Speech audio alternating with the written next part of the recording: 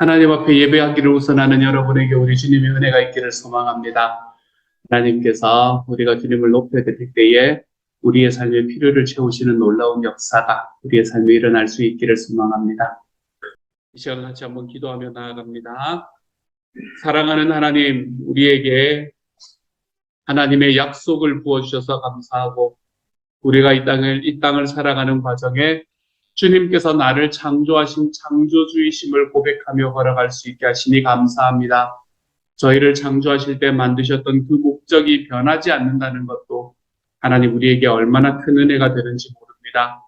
하나님의 모양과 형상을 따라 하나님의 드무트와 쨈렘을 따라 우리 주님의 이미지와 스타일을 따라 만드신 그 하나님의 목적이 주님 우리의 삶에서 놀랍게 이루어지는 그런 하나님의 사람이 되도록 주님께서 도와주시고 하나님이여 그래서 우리가 살아가는 삶 속에서 주님이 우리를 창조하시고 보시기에 좋았더라 하셨던 그 하나님의 놀라운 감탄사가 우리를 바라보면서도 우리 하나님께서 이야기하실 수 있는 하나님의 사람 되도록 주여 도와주옵소서. 모든 말씀 우리 주님 예수님 이름으로 기도드립니다. 아멘. 하나님께서 우리에게 주시는 말씀을 함께 읽습니다. 창세기 2장 4절부터 17절까지의 말씀입니다. 창세기 2장 4절부터 17절까지의 말씀. 같은 목소리를 읽습니다. 시작. 이것이 천지가 창조될 때에 하늘과 땅의 내력이니 여호와 하나님이 땅과 하늘을 만드시던 날에 여호와 하나님이 땅에 비를 내리지 아니하셨고 땅을 갈 사람도 없었으므로 들에는 초목이 아직 없었고 밭에는 채소가 나지 아니하였으며 안개만 땅에서 올라와 온 지면을 적셨더라. 여호와 하나님이 땅의 흙으로 사람을 지으시고 생기를 그 코에 불어넣으시니 사람이 생명이 되니라.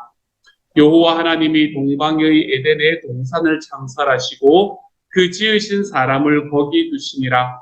여호와 하나님이 그 땅에서 보기에 아름답고 먹기에 좋은 나무가 나게 하시니 동산 가운데에는 생명나무와 선악을 알게 하는 나무도 있더라. 강이 에덴에서 흘러나와 동산을 적시고 거기서부터 갈라져 네 근원이 되었으니 첫째의 이름은 비손이라 금이 있는 하윌라 온 땅을 불렀으며 그 땅의 금은 순금이요 그곳에는 베델리엄과 호마노도 있으며 둘째 강의 이름은 기혼이라 부스 온 땅을 불렀고 셋째 강의 이름은 히데겔이라 아수르 동쪽으로 흘렀으며 넷째 강은 유브라데더라. 여호와 하나님이 그 사람을 이끌어 에덴 동산에 두어 그것을 경작하며 지키게 하시고 여호와 하나님이 그 사람에게 명하여 이르시되 동산 각종 나무의 열매는 내가 임의로 먹되 선악을 알게 하는 나무의 열매는 먹지 말라. 내가 먹는 날에는 반드시 죽으리라 하시니라. 아멘. 아멘. 성경의 말씀은 창세기 이야기는 창조의 두 가지의 모습을 우리에게 보여주고 있습니다. 어떤 분들은 하나님이 창조를 두 번 하셨는가라는 이야기를 하면서 하나님의 창조를 비웃기까지 하는 그런 말씀이 바로 창세기 2장과 1장에 나오는 하나님의 두 가지의 창조의 모습이라고 볼 수도 있습니다. 하나님께서 1장에서는 온 천지를 창조하시는 모습, 하나님의 그랜드 플랜에 맞추어서 전체 온 우주를 창조하는 모습을 이야기를 한 것이 1장이라면 2장의 말씀에서는 그것을 이제 이 현미경을 대고 바라보는 그런 말씀이 2장의 창조의 말씀이라고 보시면 됩니다. 1장은 마치 망원경을 대고 보았던 하나님의 창조의 그림이라면 2장은 현미경을 대고 보는 그림이라고 생각하시면 돼요. 그래서 1장은 큰 하나님의 창조의 마스터 플랜을 이야기해 주는 것이라면 2장에서는 다른 창조들은 이제는 더 이상 관심이 아닌 거예요. 그리고 난 다음에는 하나님께서 어떻게 사람을 창조하셨는가라는 것에 이렇게 이 초점을 두고 그게 현미경을 대고 바라보는 것이 2장의 창조의 이야기입니다. 그래서 2장에서는 다른 창조의 이야기는 전혀 나오지가 않아요. 사람과 관계되는 이야기만 나타나는 것을 볼 수 있게 되지요. 그래서 하나의 창조를 두 가지의 렌즈로 바라보는 것이 1장과 2장이다 라고 생각을 하시면 여러분이 창조에 대해서 크게 어렵지 않게 이해하실 수 있게 될 거예요. 2장의 4절부터 시작하는 것은 이것이 천지가 창조될 때에 하늘과 땅의 매력이니 라고 이야기합니다. 앞에까지 있었던 이야기를 한마디로 정리하고 있는 거지요. 그렇죠? 하나님께서 첫째 날부터 시작해서 일곱째 날에 휴식하시기까지 일어났던 일들을 쭉 설명을 하고 난 다음에 그것이 천지가 창조될 때 하늘과 땅의 매력이다 라고 이야기하는 것으로 이제 앞에 부분을 딱 마무리를 합니다.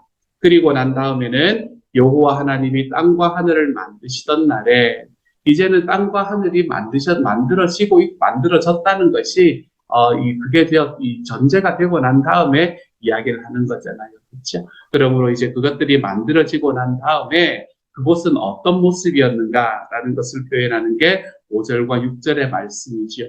5절과 6절의 말씀을 보면 뭐가 없었다고 말하냐면 비가 없었다라고 이야기합니다. 비가 없었는데 어떻게 살았나요? 땅 전체를 마치 이렇게 이슬이 계속해서 채워지는 것처럼. 그러니까 땅은 굉장히 촉촉하게 있었던 아마 그런 이 기후를 가지고 있었던 것 같아요. 이때 당시에 비가 없었다라는 것을 여러분이 기억을 하신다면 노아의 홍수가 사람들에게 얼마나 놀라운 일이었을까라는 것을 드디어 이해할 수 있게 됩니다. 평소 때도 비도 오고 막 홍수도 나오고 하는 그런 모습이 만약에 있었었다면 사람들이 노아의 이야기를 믿지 않을 이유도 그렇게나 믿지 않을 이유가 없었을 것 같아요. 근데 비가 오지 않았거든. 사람들은 비라는 걸 모르고 살았거든요. 근데 갑자기 노아라는 이 사람이 나타나서 비가 오고 홍수가 오고 그래. 평생 보지도 못했던 것. 그러니까 사람들이 전혀 믿지를 못하는 겁니다. 이제 그런 이야기들로 이렇게 이 성경이 이해가 되면 왜 노아의 홍수 때 사람들에게 이야기했을 때 그렇게 사람들이 그것을 받아들이지 못했을까라는 것을 좀 더 분명히 알 수 있게 될 것 같아요. 어쨌든 이제 그렇게 해서 땅은 비가 막 오고 하는 이런 것들이 아니라 땅에서 안개가 올라와서 온 지면을 적시고 있는 어쩌면 농사하기에 가장 좋은 그런 상황이 바로 이때의 상황이었다라고 이야기를 하고 난 다음에 7절에서 이제 드디어 사람을 창조하시는 데에 현미경을 갖다 대기 시작을 합니다. 그 안에 하나님께서 사람을 창조하셨던 6번째 날에 어떻게 창조하셨는가라는 걸 우리에게 보여주고 있지요. 그래서 7절에서는 여호와 하나님이 땅의 흙으로 사람을 지으시고 생기를 그 코에 불어넣으시니 사람이 생명이 되리라. 이 7절의 말씀이 참 아름다운 말씀입니다. 여기에서 나오는 세 가지 히브리어 단어도 너무너무 멋진 단어들이고요. 하여간 여기에서 땅의 흙으로 사람을 지으셨다라고 이야기하는 것은 우리말로 보면은 그게 좀 살지가 않습니다. 이 뉘앙스가 살지가 않아요. 하지만 여기에 나오는 히브리어 단어를 그대로 바라보면 우리가 이 뉘앙스가 어떤 것인가라는 걸 분명히 바라볼 수 있게 돼요. 땅의 흙이다라는 것은 뭐라고 어떤 단어가 쓰이나 하면 아다마라는 단어가 쓰입니다. 그리고 그거로 사람을 지으셨다라고 이야기할 때는 아담이라는 말을 쓰죠. 두 개가 말이 비슷하죠. 그렇죠? 여기 언어유희라는 겁니다. 언어유희. 성경에서는 이런 것들이 참 많이 나타납니다. 그래서 하나님께서는 아다마를 사용해서 아담을 지으시는 거예요.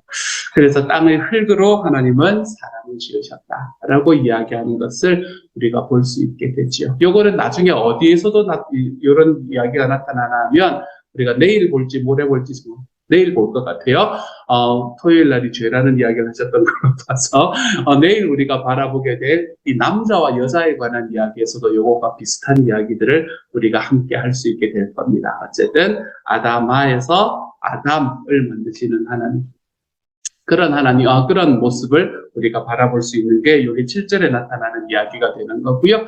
그래서 사람은 흙으로 만들어졌다. 그러니까 우리가 보통 우리 조상님들이 이야기하셨던 사람이 흙에서 와서 흙으로 간다라는 이야기는 성경으로 봐도 너무나 사실입니다. 흙에서 와서 흙으로 가게 되어 있는 거예요, 사람의 몸은. 그런데 그렇게 사람의 몸은 흙에서 와서 흙으로 가지만 그것이 그냥 그렇게 나서 그렇게 가는 것으로 끝나지 않는 이유가 무엇인가?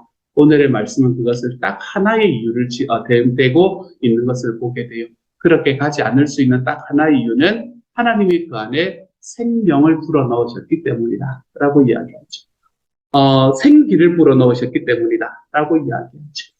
여기서 생기를 코에 불어넣으셨다라는 이야기에서 쓰이는 단어는 루아흐라는 단어를 씁니다. 여러분 창세기 1장에서 제가 월요일 날 말씀드렸던 것이 혹시나 기억에 나시면 기억력이 굉장히 좋으신 거예요. 하나님께서 처음에 천지를 창조하시기 전에 이 땅의 모습을 이야기를 하면서 나타났던 단어입니다. 루아흐라는 것은 하나님의 영이 수면에 운행하십니다. 거기서 하나님의 영이라는 것을 루아흐라는 단어로 사용을 했다라고 말씀드렸잖아요. 근데 그 단어는 하나님의 영이기도 하지만 성령이기도 하지만 바람이라는 뜻을 가지고 있기도 하다라고 말씀을 드렸지요. 여기서도 마찬가지입니다. 하나님께서 생기를 그 코에 불어넣으셨다라는 것은 하나님이 이제 사람을 만드시고 바람을 하고 불어넣으셨다는 거예요. 근데 바람을 불어넣으셨다라는 것하고도 똑같은 의미를 우리가 이야기할 수 있는 게 뭔가 하면 하나님께서는 사람을 만드시고 그 안에 하나님의 영인 성령을 불어넣어 주셨다라고 이야기를 하고 있는 것과 동일한 이야기가 되는 겁니다.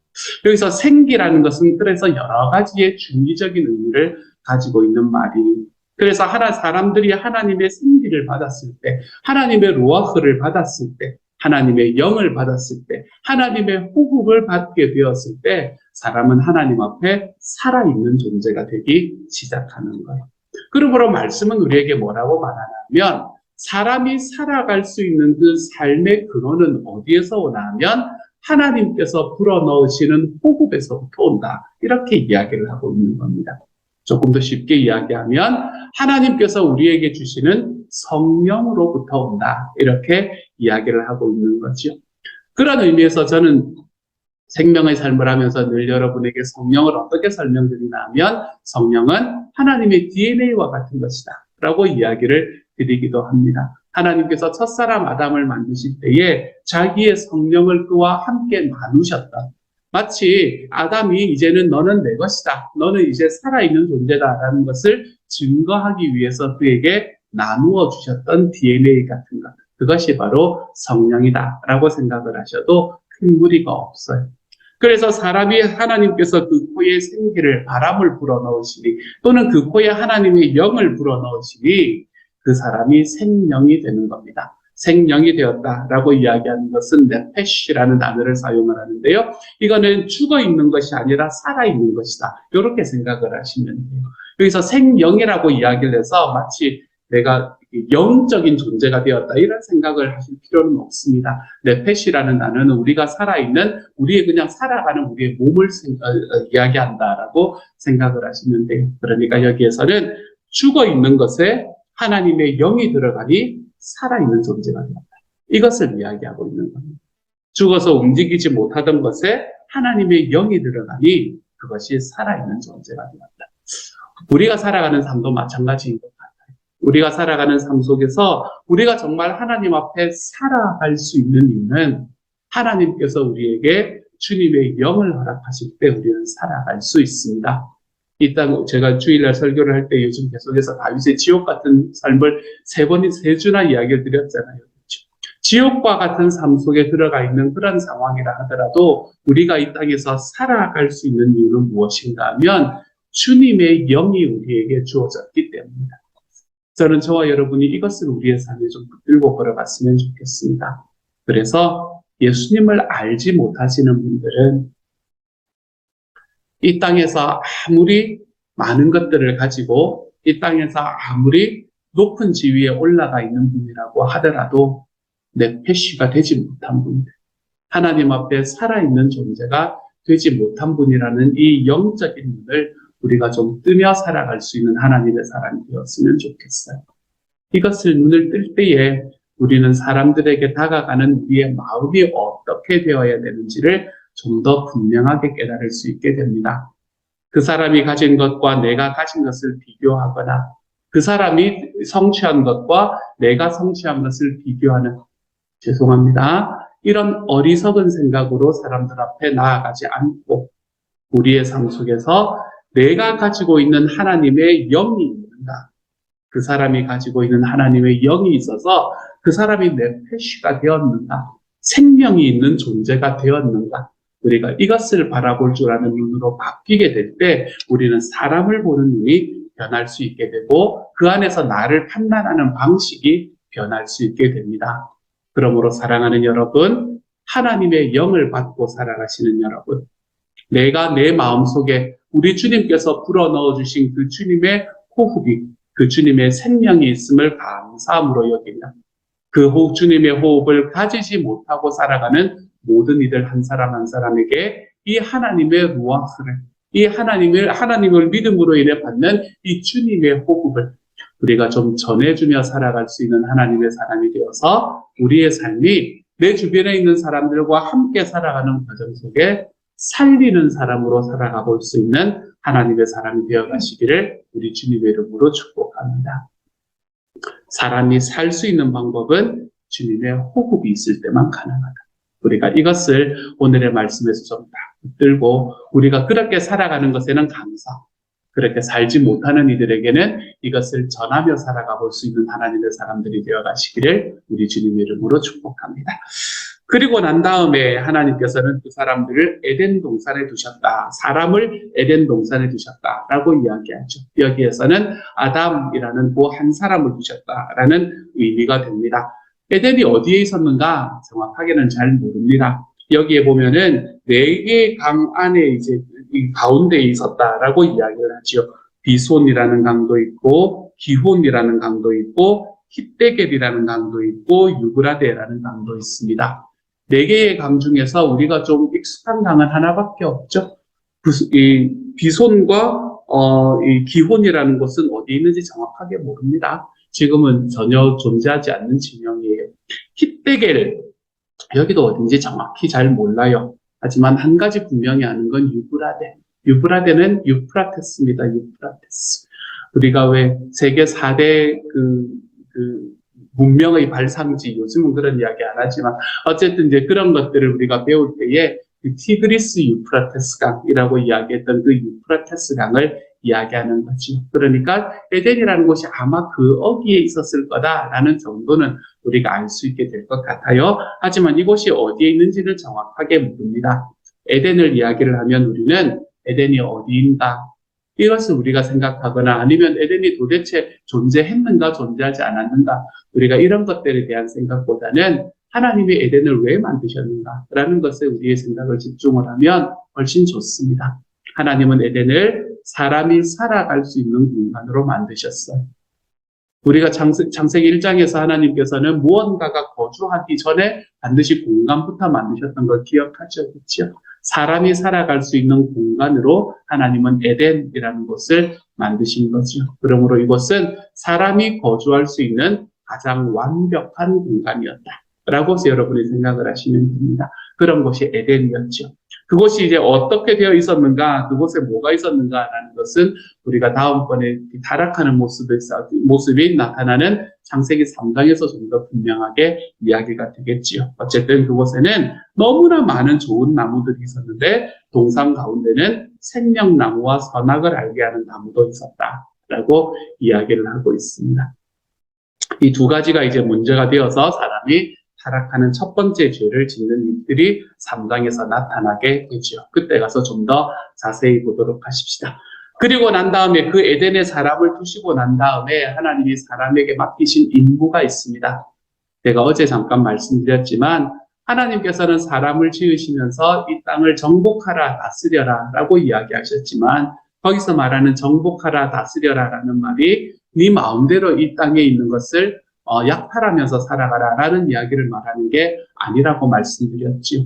특별히 다스리라 라는 말은 해와 달과 별이 하늘을 다스리는 것처럼 사람이 이 땅을 다스리는 거예요.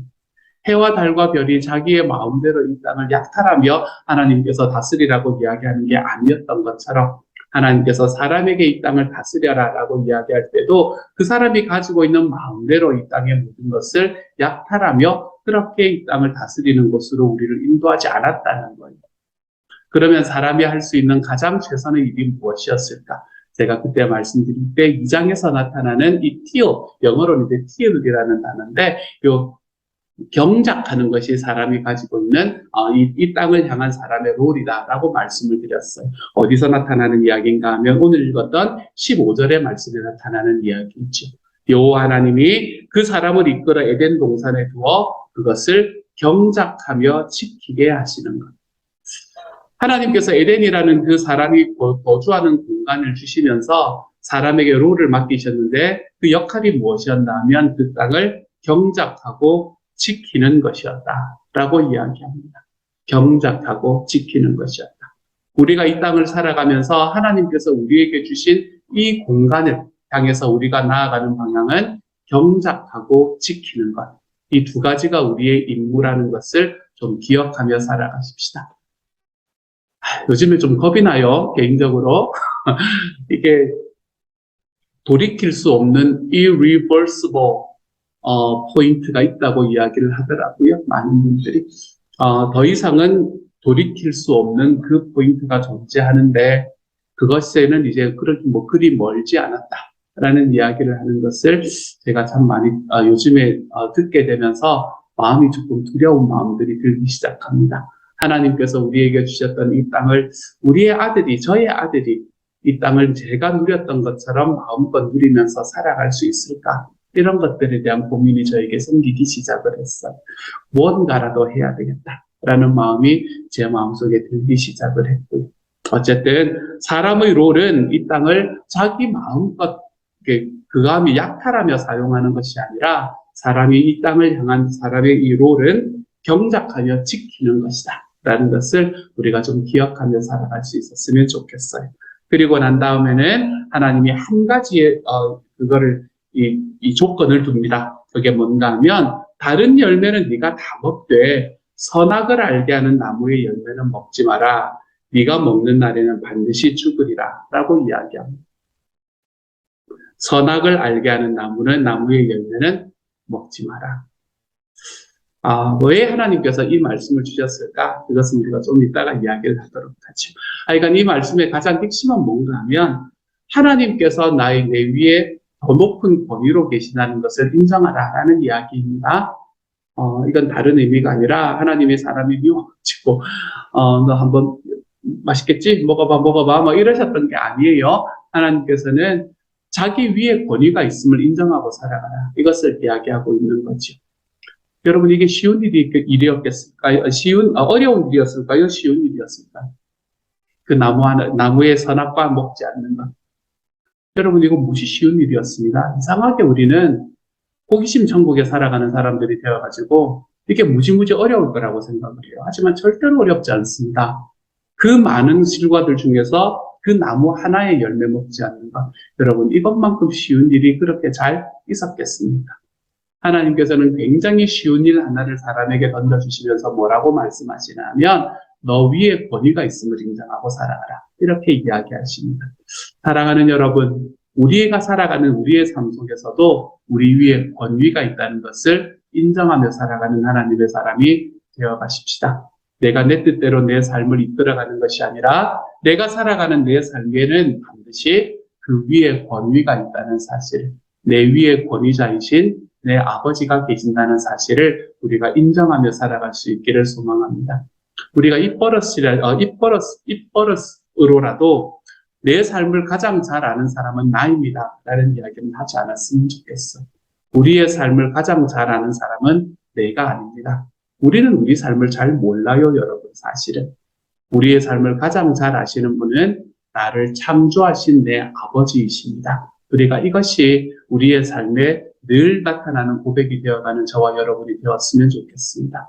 그래서 내 위에 권위가 있다는 것을 인정하며 살아가는 삶, 이런 삶을 살아갈 때 우리는 그때 그 땅에 왕이 없어서 사람들이 자기의 마음대로 원하는 대로 하였다라고 이야기하는 그 사사기의 말씀의 이야기가 우리의 삶에는 더 이상 적용되지 않는 삶을 살아갈 수 있게 될 거예요.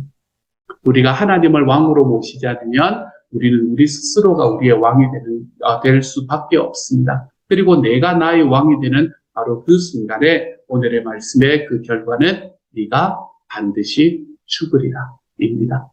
그러므로 사랑하는 여러분, 우리의 삶에 내 위에 권위가 있음을 인정하며 살아가십시다.